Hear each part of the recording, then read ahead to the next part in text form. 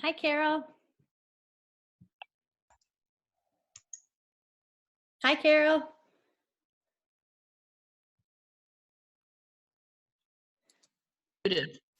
There we go. Am I on now? Okay. Yeah. So you wanted me to try to get my slides up before? Is that what you want to do so that we don't see my desktop? Yeah, just once you get them up, if you keep them in full screen, then we'll just see the slides. Okay, yeah. Got it. Okay. We do have a bunch of people who have already joined us, which is awesome. On my end, it says 19 people. Oh, cool. Everybody. Oh yeah. Hi. I see that. So, did Dartha get on? Do you know? I mean, was she able to? Yes, I believe I see her name. Okay, great. Okay, good. Great. Yes. Cool. Well, boy, this is kind of creepy with the turkey stuff underneath this chin. Oh, can they say me? I believe they can see you, Andy. It's great. It's a good icebreaker. Oh my God. So maybe there's somebody asking if everyone is muted. So maybe I'll answer that question really quick. For Okay, sure. Yep. Signed on already. So you are muted. At the end, we're going to have a question and answer. And at that point, you can use the icon, which is at the base of your screen on the bar, that it's a little blue hand. And if you have a question that you'd like to ask Carol, you can click that icon and it will pop up on my end and I can unmute you. And we could probably do a few of those right now to test if we wanted to, but during the presentation, the questions can all go into the chat box, which is to the right of your screen. I see that some of you have found it already. And I will kind of monitor that and try and ask Carol some of the questions that pop up. And we might not get to all of them during the presentation, but we'll have a good, I think like 10 minutes at the end to answer questions. Somebody just asked, I saw it, can we see them? And we can't, right? Oh, we can't. This is a platform that we are trying for the first time. It's a Zoom webinar platform. And I guess it's different than Zoom meetings where you can see everyone. And that's kind of what Carol and I both expected until today when we were doing a practice session. So in the future, we might switch to Zoom meetings so we feel like it's more of a community, which we were hoping for. But for now, feel free to engage in the chat box. I'm also going to put a prompt in the chat box in a few minutes so that you can interact with each other over that prompt. And I'm going to send out a poll that's kind of just asking who you are. Do you identify as an educator or a naturalist? Or are you a family? So we get a sense of who's here tonight.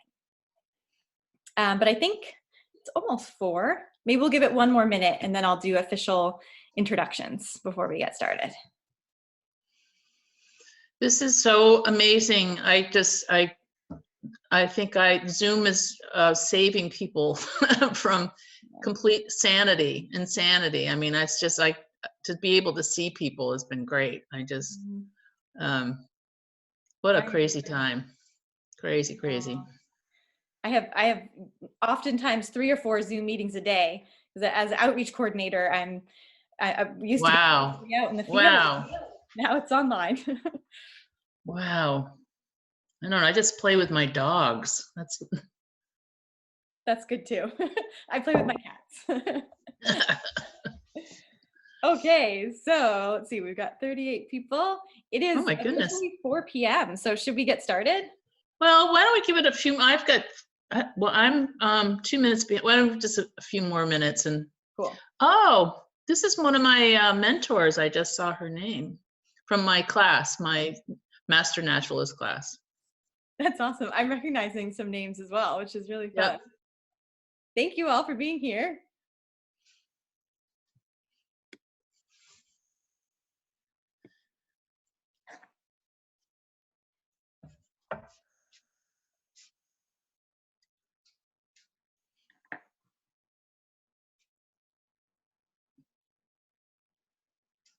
It is weird not being able to see the people, I have to say.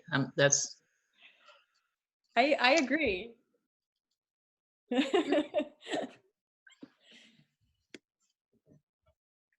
Carol, do you feel set with sharing your screen?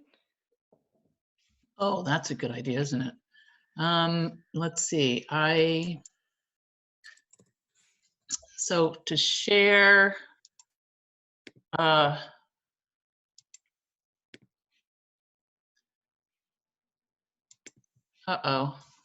wait. We did this before, didn't we? There we go. I see your desktop. Yeah, but that's not what okay, this is, okay, shoot.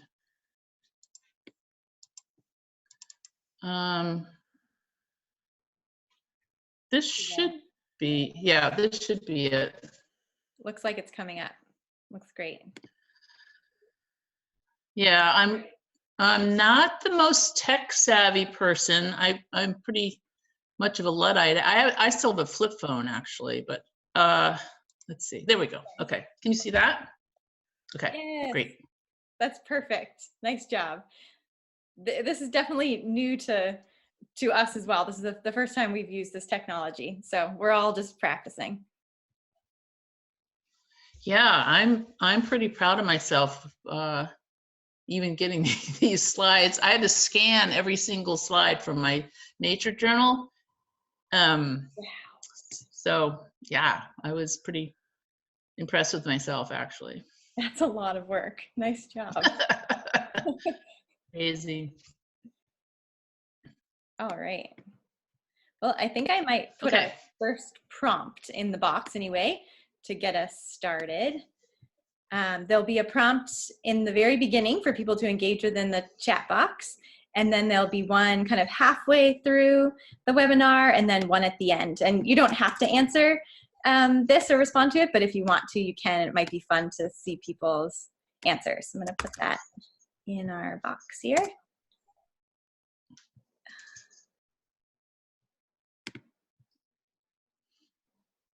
Let's see. Okay, so the prompt is, what is an outdoor activity you have discovered in the last 2 months that has been really exciting for you? So just feel free as kind of an icebreaker to throw out some ideas and we can see who's on our chat. And if anyone has trouble accessing the chat box, let me know and I can try and guide you to it.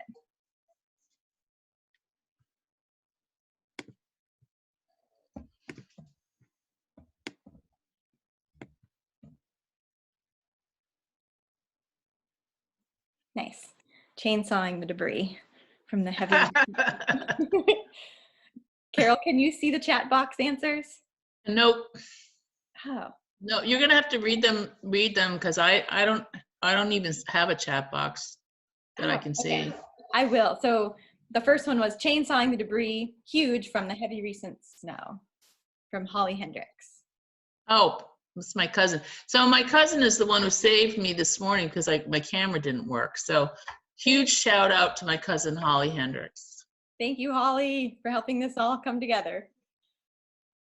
Pat Harple says, whoa, we're getting a lot in here. Finding new to me lichen, leaf lichen, was yesterday. Yeah. Mary Francis says, I went snowshoeing for the first time ever and loved it. Saw all sorts of animal prints. Carol Gregory says, clearing trails, hiking and biking. Mary Barnes, walking in the woods and experiencing the spring emerging. And then Mary says, hi to you, Carol. Nice to see you.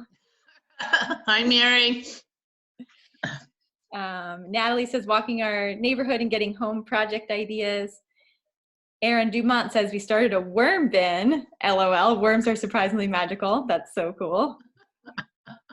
This is a great variety of outdoor activities. I'll say. That's wonderful. Okay, well, keep adding your ideas. Oh, we have another one. More clearing of paths with clippers and snipers. Learning about the marsh behind our house. Just moved here in February. So cool. Yeah, keep adding them and feel free to respond to each other. So I think I'll get started with introductions. This is a new webinar series that is being co-hosted by Blue Hill Heritage Trust, which probably most of you know, but I'm just going to say that we are a community conservation organization for the Blue Hill Peninsula. And our partner in this endeavor is the Island Heritage Trust, and they are a conservation land trust for Deer Isle, Stonington, and surrounding islands. So we're super excited to be doing this during a time when we wish we could all be out in the field together, but it's not quite possible yet. Yeah, so I would love to introduce you to Carol. Probably a bunch of you know her already. She became a Maine Master Naturalist in the 2019-20 program in Ellsworth. She's also last month she graduated. Yes. Nice job, congratulations. And she is also a midwife and has written a best-selling memoir called Lady's Hands, Lion's Heart, and a Midwife Saga, which is very cool. So Carol, I think without further ado, I'm going to pass it over to you and we can get the presentation started. Great, thank you. So yeah, I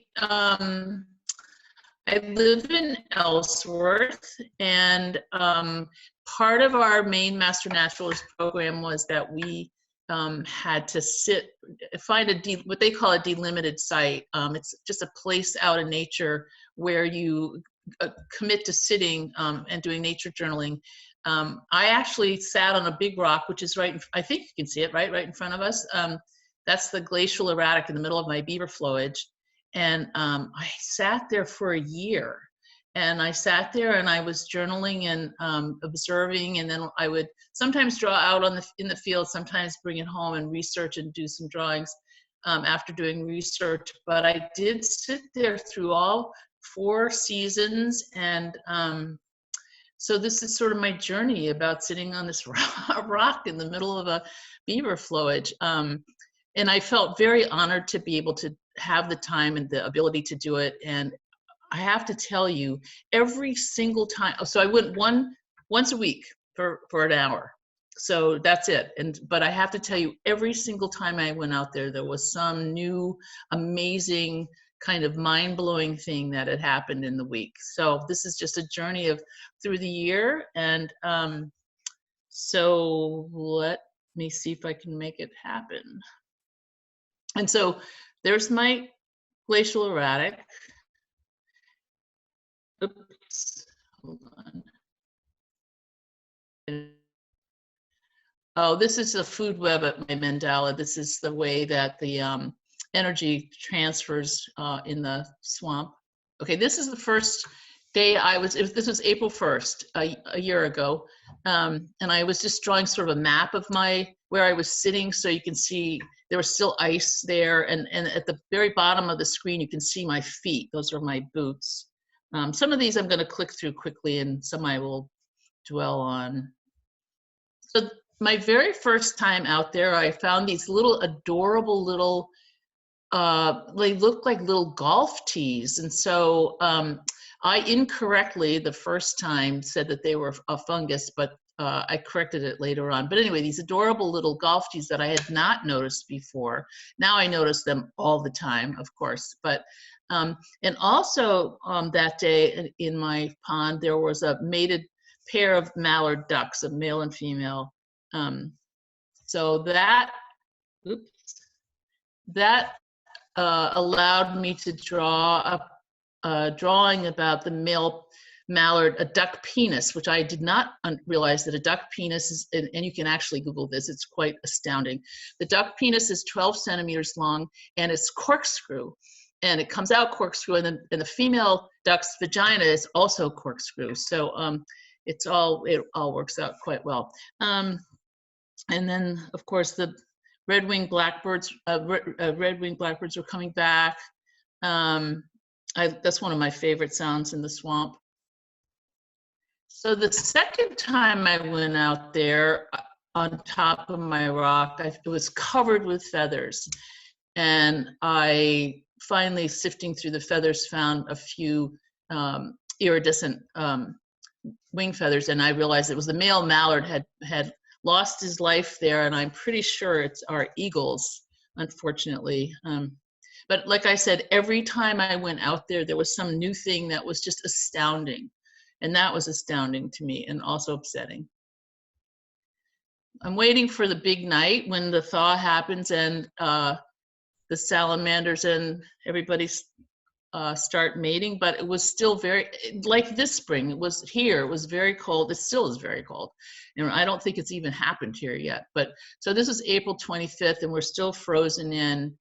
Although the very first little greens that came up at the edge of the mandala were blue flag irises. Oh, and then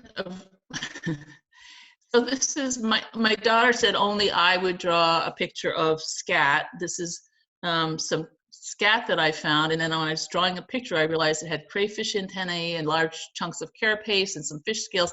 So I had river otter Scat, and that's the first time I actually realized that the river otters were there, which is again astounding.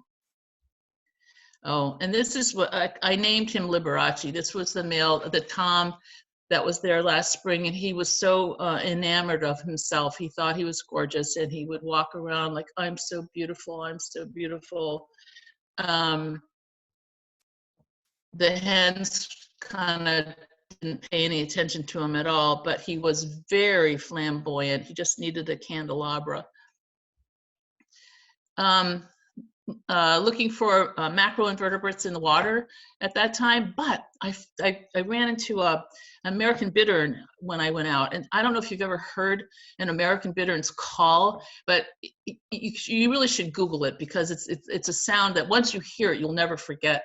It sounds a crazy sound. It sounds like I think it sounds like a sump pump. It's just it's just the weirdest, wonderful sound. But when this bird saw me looking at him, he stuck his beak straight up in the air and he swayed back and forth, and he blended in with the reeds. And that was his form of camouflage. It was really great because he actually really did disappear into the reeds. And they're fascinating birds, beautiful, but funny sounding, really funny sounding birds. Carol. I got the shot. I know it's blue. Yes. Sorry, we have a couple of questions. Oh, Would you like to answer them, or do you want to keep going? Sure. Further? No, it's okay. Sure. Okay. We have one person who's raised their hand, so I'm going to unmute her and let her ask you the question. Okay, cool. So Anne, I believe you are unmuted and you can ask your question.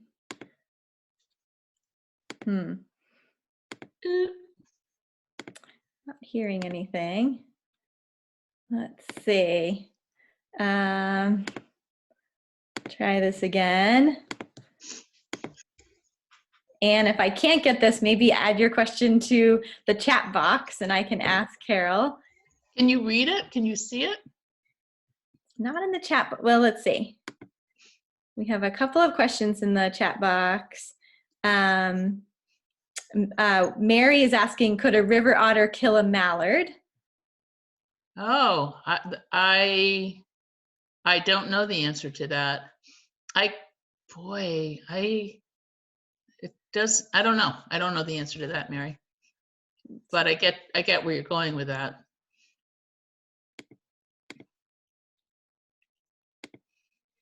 So for some reason, I'm having trouble unmuting Anne on my end.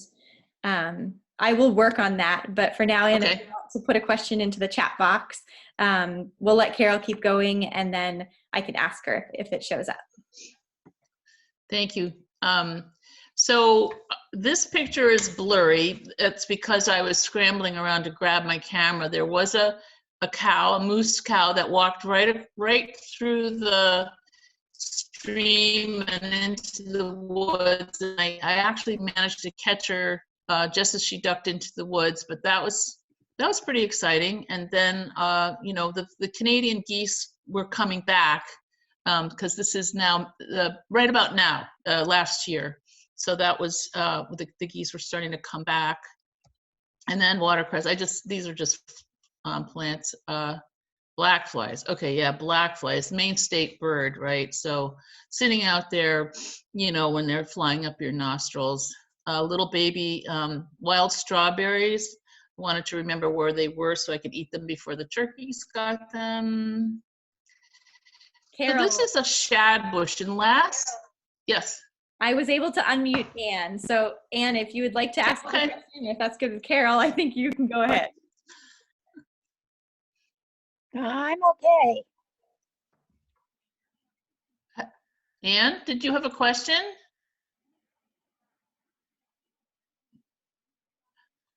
Okay, maybe not. That's okay. Okay, I'll keep going. So the shad bush is one of the very first flowers that you see in the spring, and they're big white clouds of little tiny flowers. But last spring they were amazing in Ellsworth anyway, and so I did a little research, and shad bush. The shad bush is called that because they flower at the same time that the shad is running in the waters, and also it's called serviceberry. And the reason it's called serviceberry is because ministers knew that when they saw the flowers of the serviceberry, that the land was thawed out enough to be able to bury the dead from the winter. So that's hence serviceberry. Just a little background about that. Frogs, snakes, osprey. So this is a question that we had here on our farm. We have rabbits, a lot of rabbits actually. They're out even now. So the rabbits here though did not or do not turn white in the winter. So I was contacted the main game wardens, and they want, you know, I was talking to them about maybe they were cottontail rabbits, but they supposedly cottontail rabbits are not north of Portland. But there was this whole discussion about these rabbits are not turning white in the winter. So they said, if you can take a picture of one of them, maybe we can make a better ID. So I agreed to that. And then mustard, plants, so then not only did I get a picture, but I actually got a body. Unfortunately, one of my dogs killed one of the babies. And so they sent one of the wardens down to get it. And he said when he looked at it, he said, oh, he said, that's not what we anticipated. And so they brought it back. And then they had like 3 or 4 meetings about this rabbit to try to discern whether there were cottontails up here. Because the back legs seemed like really long to them. Anyway, no one could agree, so they finally sent out the DNA from this rabbit to have genome mapping, and it came back that this is in fact still a snowshoe hare, but the reason the reason they're not turning white in the winter is because of climate change. So that was an interesting process right there. Yeah. One of the first flowers in the meadow on the way to the mandala was a blue flag iris, and then my favorite butterfly of all, eastern tiger swallowtail. Okay, so this is the firefly. Now, I did not know this about fireflies, but this is very telling about the insect world, which is, it's a jungle out there, trust me. So when you see the firefly blinking in the field, that is the male firefly looking for a mate. The females are flightless and they're down in the grass. So the male firefly is blinking a blink pattern that's specific to his species. The female is down in the grass in the field and waiting to find the blink of her species, and then she will blink back, and then the male will fly down and they will mate, and then he will take off. But what I didn't know was that subsequently, the female watches until she sees a blink pattern from a male that's of a different species. She mimics that blink pattern. He says, oh, I'm getting lucky. He flies down to mate with her and she eats him. Now, you know, it's fatal attraction, I have to say, but so the next time you see this pastoral blinking in the fields, you can just say to that guy, oh, maybe, dude, your number may be up, you know. But so anyway, she eats him because it actually gives her more nourishment for her fertilized eggs. But I just thought that was one of the sneakiest things I've heard in a long time. Anyway, that's hence the firefly. Oh, so this turtle, I call her Tina because their scientific name is Chaladra serpentina. She comes up every year to lay her eggs in our septic system. And so the first time I rented our little cabin through Airbnb, there were 3 chefs that came up from Boston, and they thought they were really roughing it. But anyway, the turtle came up, and I was watching her coming up through the field, and I thought she was going to lay her eggs in our septic system, but she kept going, and she went under their car, and she was going to lay her eggs under their car. So I took a big stick that I was trying to push her out. I didn't obviously want her to lay her eggs under their car. So I was trying to push her. She snapped onto the stick, and then I was able to drag her away into the field. Of course, the 3 chefs from Boston thought this was like Wild Kingdom, like this was the best thing that they'd ever seen. They videotaped it. It was like, it was like, but anyway, so that's Tina. serpentina. And another thing, so when I researched about turkey vultures, now this is amazing. Like I said, every time I went out there, there was some new thing that just was totally mind-blowing. So turkey vultures can actually glide for over 6 hours with one single flap of its wings. That's amazing. That's really amazing. And also their strong sense of smell. So they can smell methane. That's what attracts them. It's like methane from decomposing bodies. But propane delivery guys say that if they ever see a lot of vultures like on the side of the road or somewhere on the ground, that they know that there's a propane leak. Isn't that amazing? Anyway. So this down below, the splatter dock, the yellow water lily, this actually ended up being one of the 3 identifying plants of the habitat of my swamp.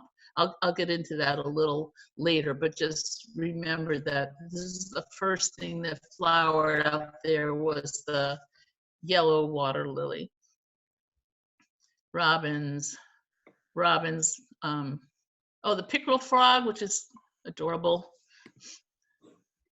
So one time when I was walking out there, I did disturb a little fawn that was hiding in the grass, and then I read that the mothers hide the babies in the grass, and then they go back to the baby 8 to 10 times a day to nurse. But that's how so I knew from that the mother was watching, and she knew exactly where her baby was, so I wasn't worried. And then dragonflies. Dragonflies were everywhere. So milkweed, this year, last summer, was like an astounding year for the monarch butterflies. I think that this is actually an indication that the citizen scientist movement is actually working. The amounts of monarch butterfly caterpillars that were reported were astronomical, and I think part of that is because people pleaded with their towns to no longer mow down the milkweed, so there was enough milkweed to actually support huge numbers of monarch caterpillar instars caterpillars. So that was great. And we had a fair amount. The hermit thrush is actually one of my favorite sounds in the forest. So the first insect that I trapped, and this was part of our main master naturalist insect part of the course, was that we had to create what they called a relaxation chamber, which was actually a mason jar with cotton balls soaked in nail polish remover, and that would put them into permanent sleep. So the first insect I caught was this dragonfly, Halloween pennant skimmer dragonfly. But when I was looking at her with our loop, which is a little magnifier that we had, which are great if you really want to get into looking at lichens and stuff really close up, you should get a loop. But I was looking with a loop, and this dragonfly had these beautiful red beads on her belly, like gorgeous red beads. They look like shimmering cranberries. And when I came back inside and I researched, I found out that she was covered in mites. But the mites were gorgeous. Interesting, after the dragonfly died, the mites shriveled up. But I ended up drawing a picture of mites even before I knew what they were. This is what happens. It's what happens. Talking about the medicinal properties of valerian as a sedative. Oh, this is a great shot that I caught. I just happened to get the picture of a goldenrod crab spider attacking a bumblebee. So the bumblebee was going toward the milkweed, and the spider was hiding under the leaf, and the spider just jumped out and attacked the bumblebee, and I happened to get the shot at that moment. Yeah, it's a jungle out there. And then this is the great blue heron who visits. We have a heron rookery here on our land, and that's, so I'm assuming that this is one of our resident herons. Oh, so this this is a horned bladderwort, Utricularia cornuta, which is a carnivorous plant. I have been looking for this plant for 50 years, literally for 50 years. I even went to, it's a long story, but so the way this plant works is it's a little diminutive yellow flower, but underneath in the water, underneath each tiny leaf is a bladder, and as that floats along and it bumps into a macroinvertebrate in the water. There's a very complicated vacuum system that sucks up the protozoa and digests it and then flushes it out. So I had been looking for this for years and years and years, and I mentioned to Jill Weber, who's a botanist, a local botanist and a wonderful botanist, that I was looking for this. And so I posted a picture of my marsh on Facebook, and she said, this is in July, the end of July, she said, oh, if you go out there right now, you'll find the bladderwort. And I said, no. I've been looking for this for 50 years. So, but you know what? I went out there and there it was. I blew my mind, absolutely blew my mind. And I have horned bladderwort in my backyard. Just telling you, it's just amazing. That's so exciting, Carol. I know. I'm telling you, every time I went out there, it was just something. And this is the thing, I think everybody should do this, especially now. And what else do we have to do, right? I mean, I think everybody should make a little place that they go to and just go out there and sit there 1 hour once a week and just observe and notice all the changes and everything that's happened. I'm telling you, it is incredible. Every single time there's something. Okay, so whoops, hey. Okay, so here are all the monarch butterfly caterpillars that we had munching on the Asclepias. And then, oh, and I didn't realize with cattails that the velvety brown cigar part of the cattail is actually the female part of the plant, and the fuzzy part at the top is the male, the staminate part of the plant that's a pollen producer. So I just didn't realize that those were two actual separate sexual parts of the plant. Down below, this is another dominant identifying species of my habitat. This is a pickerel weed, and I have beautiful pickerel weeds, and they're gorgeous. And so this is another thing about identifying my habitat, which I'll mention in a little bit, but this is a pickerel weed plant. So this kingfisher that hung out there, so in our gravel pit, which is about a mile from our this flowage, my husband put in, there was a burrow, and my husband put in his building inspector camera, and 3 feet in there was a bird's head with big eyes and a beak, and I was laughing, thinking if it flew out at him, he'd probably fall down the side. But anyway, so the kingfisher was living in this burrow 3 feet in our gravel pit, which I just think is great. Queen Anne's lace, which the Native Americans used for birth control, little goldfinch. Oh, so these spiders, these orb web spiders, I know you've probably seen there's like a crazy zigzag in their web. That zigzag, what I read, because I was trying to figure out why, it's called a stabilimenta. It's reinforced with 3 strips of silk, and they think that it's actually to prevent birds from flying into the nest, into the webs, that the birds can see that Z, and so they avoid flying into their webs. All right, the mantis. Probably a lot of you knew about mantises and their penchant for eating their mates' heads off, which I can understand sometimes. But so the praying mantis, the female, when they are starting to mate and the male comes in, this is what they said, inserts his copulatory organ, which is very dainty.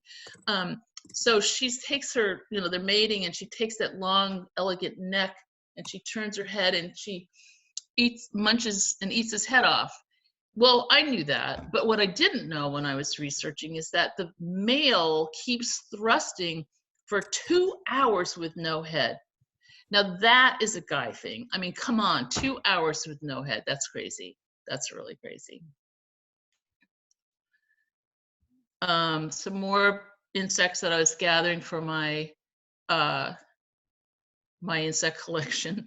So the one in the middle, the virgin tiger moth, I found it was dead. So I put it in a paper cup, and then I found this beetle that was alive, and I put it in, and I didn't know until I got home, and the virgin tiger moth was gone pretty much. That the beetle that I had put in there was a American carrion beetle, Necrophilia americana, which eats carrion. That's his job, and so he was just doing his job. Carol. Okay, yes. Sorry, we have a question. Okay. Carol's, another Carol Gregory is wondering, how far from your home was your sit spot, or the place you went to every day? Oh, I can see it from my house. It's maybe a couple football links. I don't know how to, it's not far at all. Okay. It's, yeah, I can see it. Thanks. Cool. Thank you. So this is a problem, and this is the problem about biodiversity and when to, boy, so underneath our milkweed leaves, there was this black bloom of these fuzzy little, millions of these fuzzy little caterpillar guys.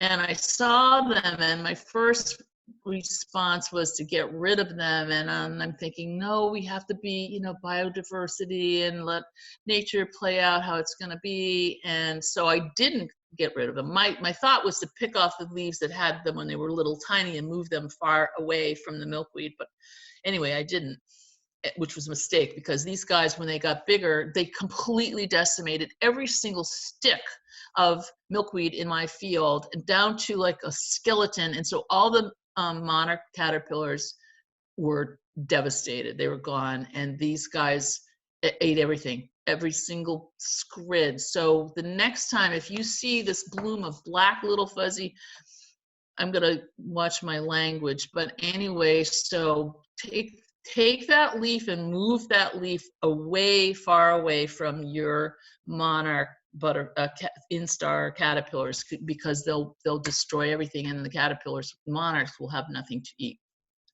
Not good. So they're called a milkweed tussock moth larvae, and they're destructive as hell. Tansy, a beautiful brush-footed butterfly, a great spangled fritillary. So this is a thing in our class. I don't know where I was in school with this, and I don't know why this blows my mind so much, but it absolutely does. Non-flowering plants, part of their regenerative process, reproductive process, besides spores, is that they have flagellated sperm. That just blew my mind. That it just, for me, it makes us so, to get part of the interconnected web, like we have flagellated sperm, and they're the same kind of sperm. They have a little flagella, and they need fluid, they need water to be able to be motile.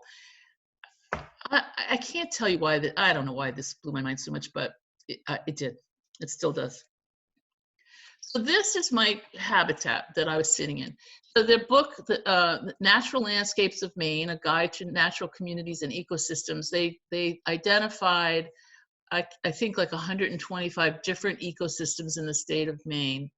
And mine is a perfect pickerel weed marsh. It says the shallow water aquatic type is dominated by a mixture of emergent plants, floating plants, and submerged plants suspended in the water column. Pickerel weed, yellow water lily, and bladderwort are almost always present, and one or more is typically dominant. And that is it. That's exactly what my marsh was. It blew my mind. The pickerel weed is dominant, but it also my horned bladderwort, the Utricularia canuta, and the splatterduck, the yellow water lily. They're there, and it was just really cool to see that I have, my marsh is actually a identified ecosystem. I really, that was very exciting, really exciting. And then the darling little leopard frog, which is probably the most common frog in North America. Oh, so this is another thing we learned in school, and I don't, you know, I have a degree in natural history. I mean, I know I'm really old and my degree is 50 years old, but either I knew this stuff or I didn't know it, or it's just gone into the ether. But the reason that quaking aspen quake is because their petiole, their stems are flattened, and so it catches the breeze and it makes them quake. And they think that that's a part of a way to detour herbivores or prey on their leaves. I don't know. Just again, it's whatever. I think you should sit out in a place for a year and you'll see. I think you will. I think you'll really see. Carol. Oh, so yes. Addie, who is age 10, has a question for you. She's wondering, did you see any new species of birds while doing your sit spot? New species? I'm going to get into birds a little bit more in a second, but what I did think I found later in the year was the lack of birds, which was really kind of distressed me. I write about it quite a bit. I have to say that they are all back now. So, but I get into birds a little bit more, Abby, so hold on. Thanks, Carol. So this is the cicada, the sound of the cicada that sounds like a sort of a electric wire. They're called dog day cicadas, and the reason they're called dog day cicadas is because you usually hear them in the really hot dog days of August. So that was something else I learned. So this is September, so it's getting to be at the end of summer. Kind of getting to the, there's the far end of the far side of that water is all the pickerel weed, and then the rushes are taking over. Ravens. Oh, so they made a correction down here. Those little, in the beginning, the very first day, those little pixie golf tees that I found, they're actually a lichen. And I have to say, with this course, I got so into lichens. I don't know why I just never really paid attention to lichens, but I'm actually making medicines out of lichens now, and I pay attention to them a lot. And blue jays, this was a huge year for acorns. And that's one of the mainstays of food for blue jays. And another thing, this is a viburnum. I remember in the spring there were huge amounts of white flowers. This is called a wild raisin, a viburnum, and you can actually eat those, except not so much. There's a big droop in the middle, a big pit, and there's not a lot of nutrition in them. But if you were in the woods and you were starving, you can eat these guys. Oh yeah, the red squirrels. I wrote they're often pissy. They are. They're they're just. Red squirrels are cheeky, brazen little buggers. Given half a chance, they'll rob you blind and steal your underwear. I wrote that because the people that rented Camp Quitchabitchin were actually feeding the red squirrels, and the red squirrels, I said, please don't feed the red squirrels. Oh, so this is one of Tina's babies. I found one of her little hatchlings was actually walking back to the stream. See his little beak? I don't know if you can see his little beak sticking out, but that's one of Tina's snapping turtle babies. Carol, we have a raised coyotes now. This is okay. Go ahead. Would you like to answer it now, or would you like to reserve it? Yeah, sure. Sure. Okay, Wendy, I see your hand raised. So if that was on purpose, I'm going to allow you to talk now. You should be able to.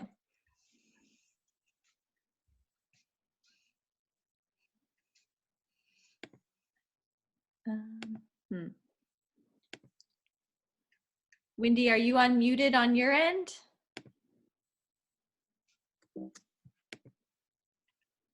Hmm. Should be down at the bottom of the page. There's like a little microphone. Well, maybe we'll try again in a minute. We can do these at the end too. Like we can unmute everybody. Right, you can do that, right, Nadia? I should be Unmute able everybody to. at the end. Yes. Okay. Okay. Yes. All right. Wood ducks, beautiful.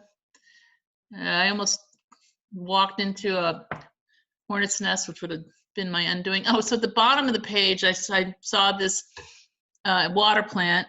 I said, oh, it looks like it's a plant in my pond, and I looked it up, and it's American pondweed. So, go figure.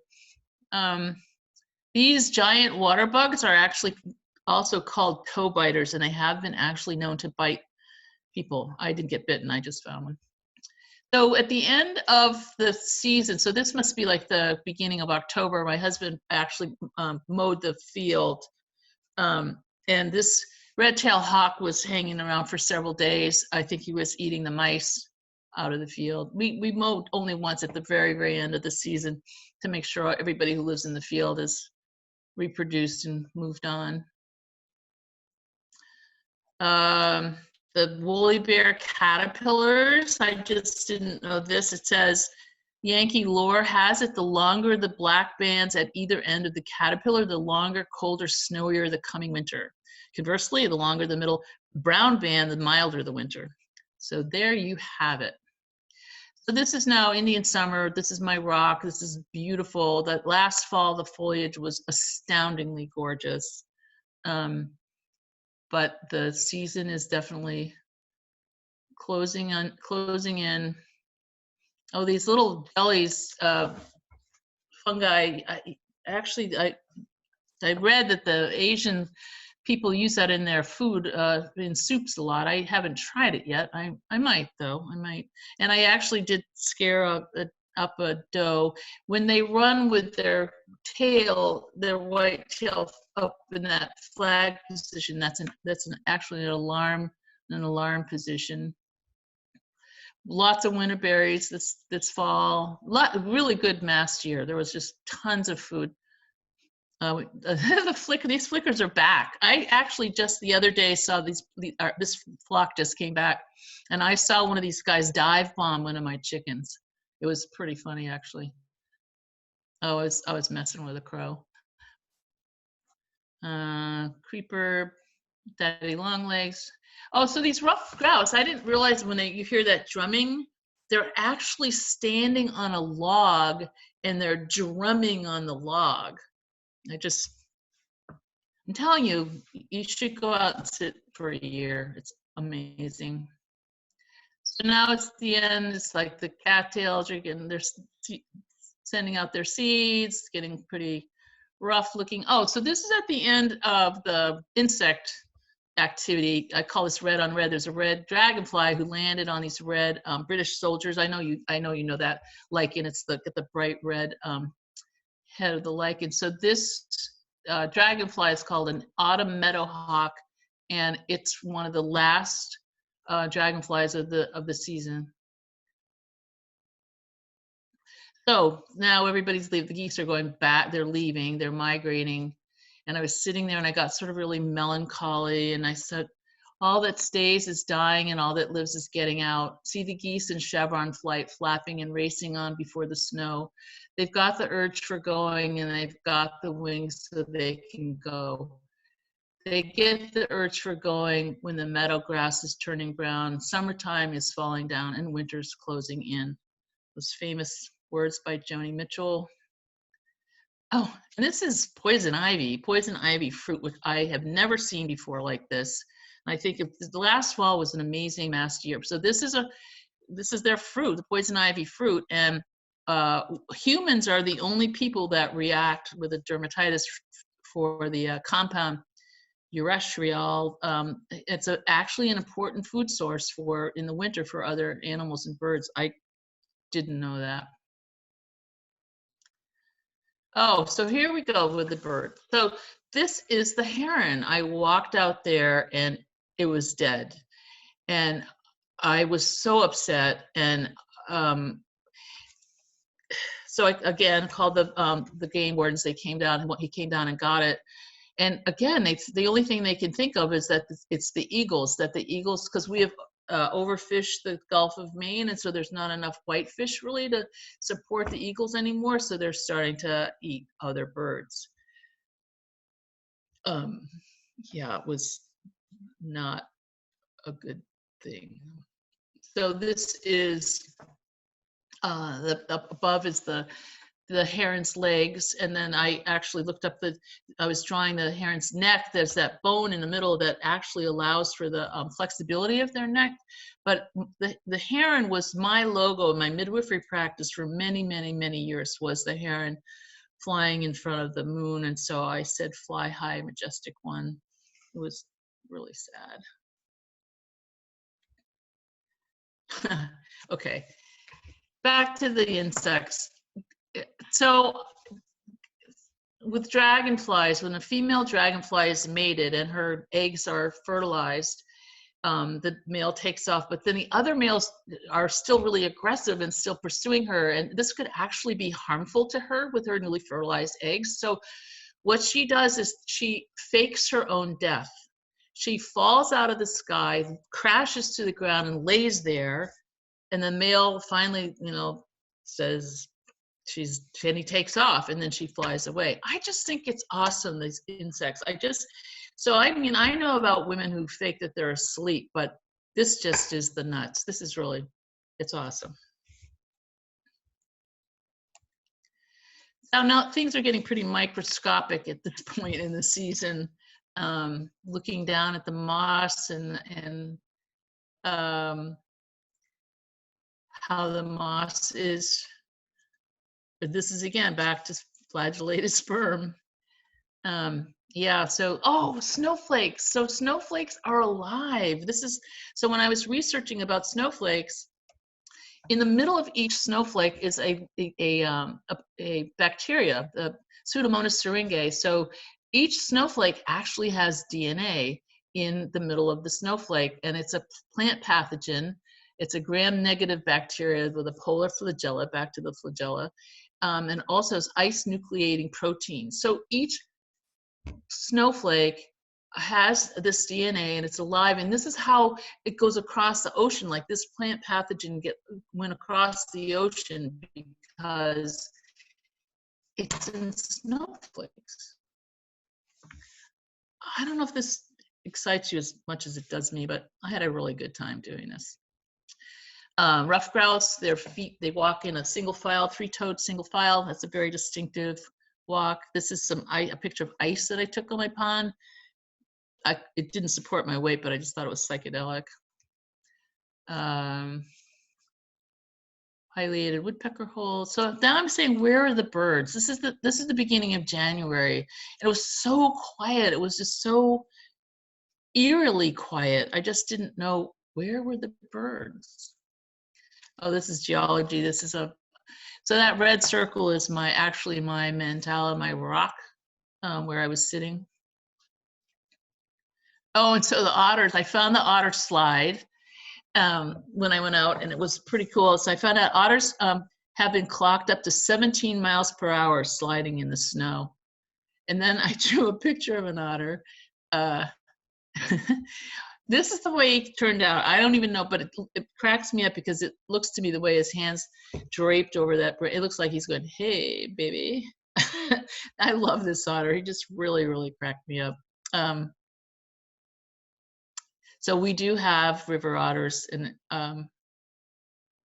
that's pretty fun. Carol. Woodpecker. So here, yes.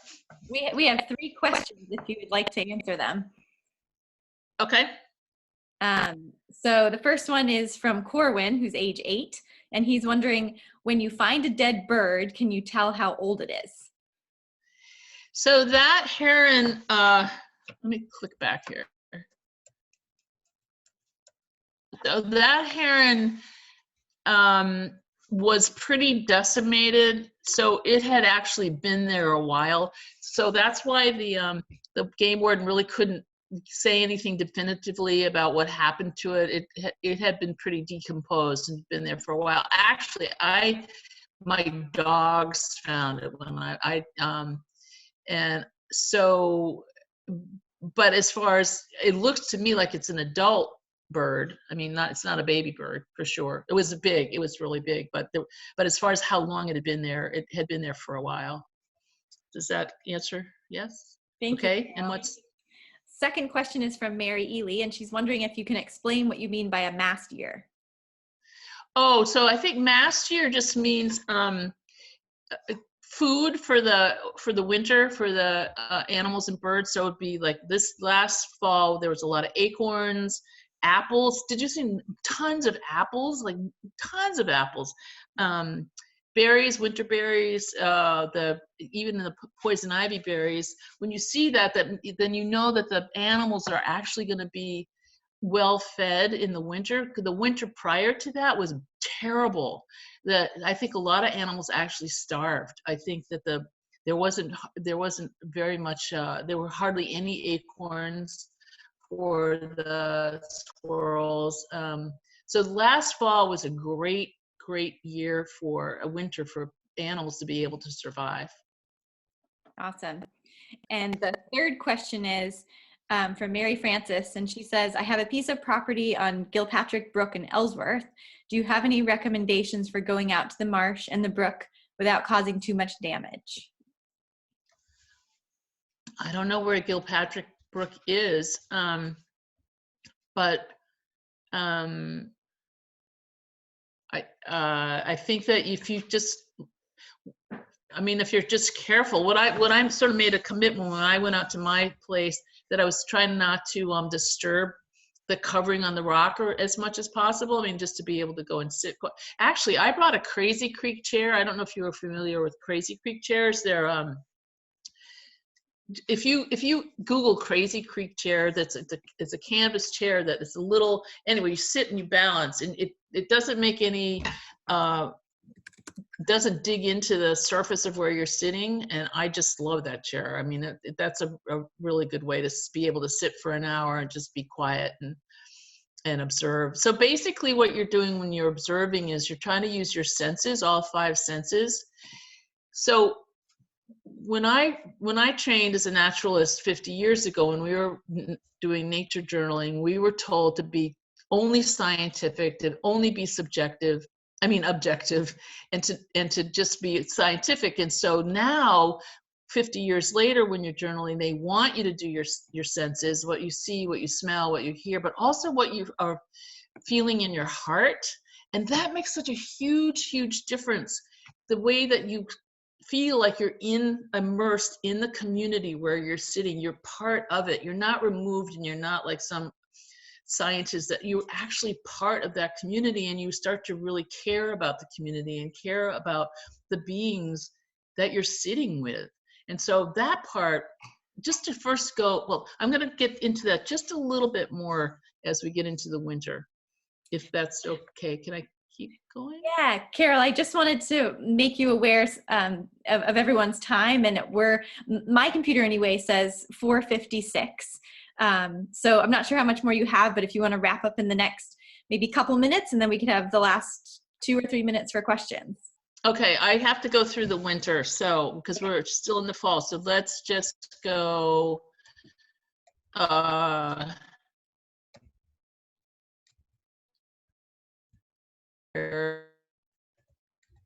Okay, so now we're back. Now it's really getting to be desolate out there. So here I am on my rock. This is in the middle of January, and I'm feeling really sorry for myself. It's 0 degrees, and I wrote, lone Homo sapiens, female sitting on a rock. All of nature is hibernating. If you listen carefully, the silence is beautiful. But then I got it. That's the whole point of winter, is quiet. It's just, that's the point. I get into lichens a lot. I'm actually featuring lichens for medicine right now, particularly for the antiviral components. This is a whole other course that I would like to talk about, because I never really knew lichens for what they are. and they are powerful, powerful beings. Oh, the blue flag iris pods. Okay, there's so it's midwinter in the time of the year's death, and the field lies fallow. Now all is gestating, waiting, but everything passes and changes under the snow. Every ending is a new beginning. Seed becomes fruit, fruit becomes seed. Now sleep the sleep of a newborn.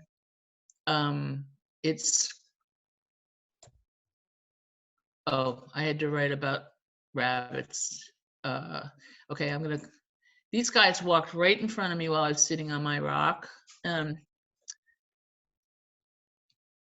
Lichens, the lichen thing is a whole other, so this is the middle of February, just recently. So the turkeys had like a super highway on my stream, and this is their tracks, their super highway tracks, and I was following them, and I fell in because the stream ice had gotten thawed out enough. And there's the guy I think is eating our bird, but you know, nature is neither kind nor cruel. Okay, this is the last.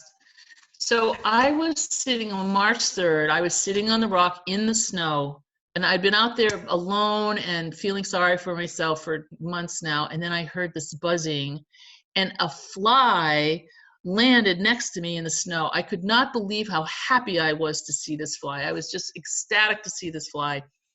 So I went inside and looked it up, and it's a robber fly, and it has a strong proboscis, which is and it injects its victim with saliva containing neurotoxins and proteolytic enzymes, which very rapidly paralyze the victim and soon digest the insides.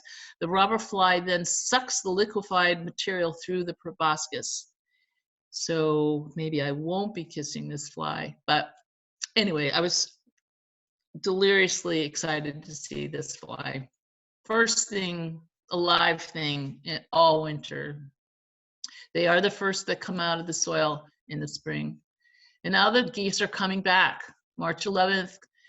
Meanwhile, the wild geese high in the clean blue air are heading home again. Whoever you are, no matter how lonely, the world offers itself to your imagination, calls to you like the wild geese, harsh and exciting, over and over, announcing your place in the family of things. By Mary Oliver. So this is the night that I presented this as my capstone project for my Maine Master Naturalist program. March 11th was also the night that the director of the World Health Organization proclaimed COVID-19 as a global pandemic, and I never saw my classmates again.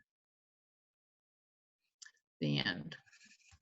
However, there's one last slide. So we're all encased in this whole coronavirus, and then on March 19th was the vernal equinox. I totally forgot about the equinox because of what was going on.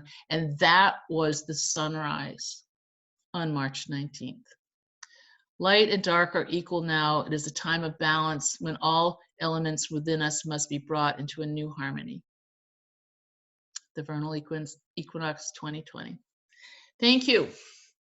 That's Thank you so much, Carol. That was amazing. Your illustrations are incredible. I love the lunar cycles at the bottom, and just to see our past year reflected and illustrated in your journal has been amazing. So, well, one thing I want to say about drawing that for nature journals, that people are actually going to go out and sit in their delimited site. You don't have to be a good drawer. The act of drawing makes it be more real to you. You don't have to be a fabulous drawer. It's the drawing itself that makes you more immersed in the being that you're drawing. Absolutely. Seeing all the details and the essence of what you're drawing. Well, if anyone has any questions, you can put them in the chat box and I can quickly ask Carol. We are at 5:02, so I want to be mindful of people's time, and if you have to log out, thank you so much for joining us. And we will be putting a recording of this webinar up on our website and social media, so if you want to share it more broadly. Our next webinar will be next Thursday, 4 to 5 p.m., and it's called Seeing Smelt. It's with Sarah McDonald from Downey Salmon Federation. So hope you can join us for that one too. I'll check and see if we have any questions. There's a lot of compliments, Carol. Loud and sustained applause. Thank you. This is great. This has been wonderful. Thank you so much. Many thanks to Carol. Bravo. Thank you, Carol. Wonderful natural tour of the year from our homes. Lots and lots of thank yous, and I really enjoyed this. So nice job, Carol. Cool. Thank you, everybody. Thank you. And oh, one last thing. So I have a new podcast, and it's if you go on Facebook and you do, it's Bad Beaver Tales, and Tales is Tales, like stories, not the beaver tail, but stories. Bad Beaver Tales, the podcast, and it's episode 1 is up, and so we're gonna do a new episode every week, but it's pretty fun. They're half-hour readings of stories that I've written, so it's pretty fun. So Bad Beaver Tales, the podcast, or you can go on Spotify or YouTube, iTunes, or whatever you use for your podcast app, and just do Bad Beaver Tales, the podcast. It's pretty fun. That's so cool. Little plug, sorry. Oh, awesome. That's wonderful. Well, thank you, Carol, and maybe I'll copy and paste some of the comments here and send them. That would be great. That'd be really great. Thank you. Thank you, everybody. Be safe, be well. Hope to see you next week.